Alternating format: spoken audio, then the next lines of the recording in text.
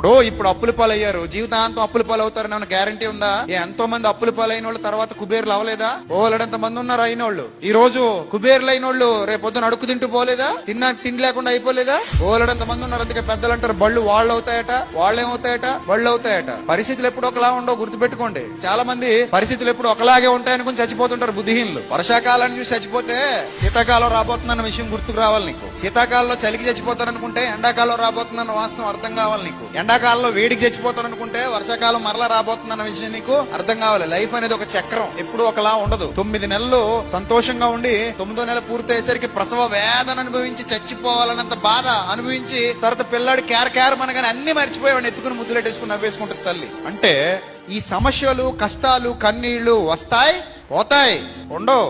ఏ కష్టం శాశ్వత కాలం ఉండదు, ఏ శ్రమ శాశ్వత కాలం ఉండదు, ఏ బాధ శాశ్వత కాలం ఉండదు.